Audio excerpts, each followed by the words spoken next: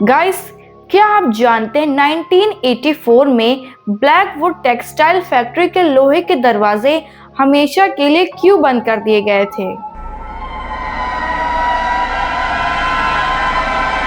Hey guys, welcome back to my channel. तो कैसे हैं आप सब? उम्मीद करती हूँ कि आप सभी अच्छे होंगे। सो गाइस, क्या आपने कभी महसूस किया है कि कुछ जगहें हमें बुलाती हैं? 1984 में ब्लैकवुड टेक्सटाइल फैक्ट्री के लोहे के दरवाजे हमेशा के लिए बंद कर दिए गए थे।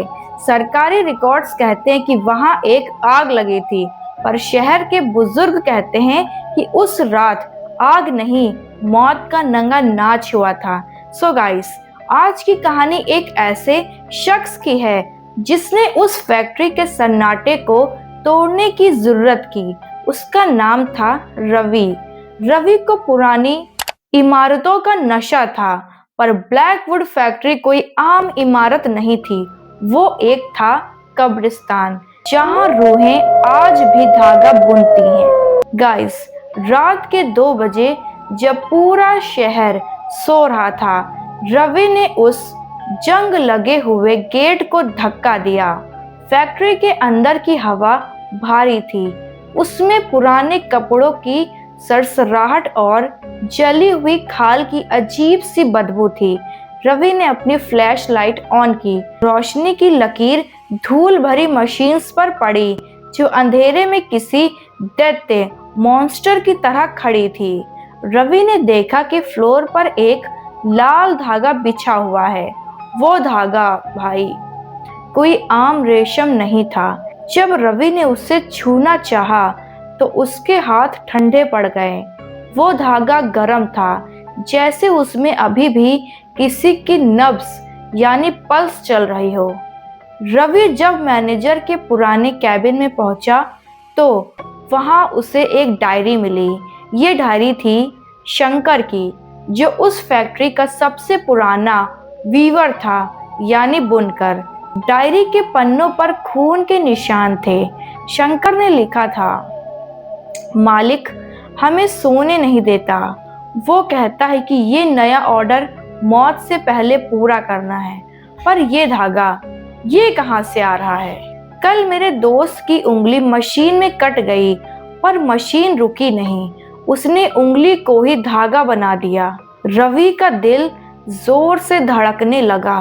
उसे एहसास हुआ कि जो लाल धागा पूरी फैक्ट्री में बिखरा है, वो कॉटन नहीं, वो उन 20 वर्कर्स का खून और मांस है, जो उस रात गायब हो गए थे। गाइस, अचानक सेक्टर 7 की सारी मशीन्स एक साथ चलने लगी। रवि भागने की कोशिश करने लगा, पर उसके पैर जमीन से चिपक गए। उसने पीछे मुड़कर देखा। अंधेरे कोने से एक 8 फीट लंबा साया निकल रहा था। उसके हाथ किसी मकड़ी यानी स्पाइडर की तरह लंबे थे और उनमें बड़ी बड़ी सुइयां थी। गाइस, एंड वो था द साइलेंट वीवर।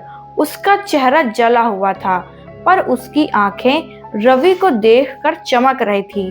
वीवर ने अपनी सुई रवि की तरफ फेंकी। रवि चीखा, पर उसकी आवाज फैक्ट्री की दीवारों में दब गई। वीवर ने रवि के हाथ से खाल यानी स्किन उखाड़नी शुरू की। वो नया धागा बुन रहा था।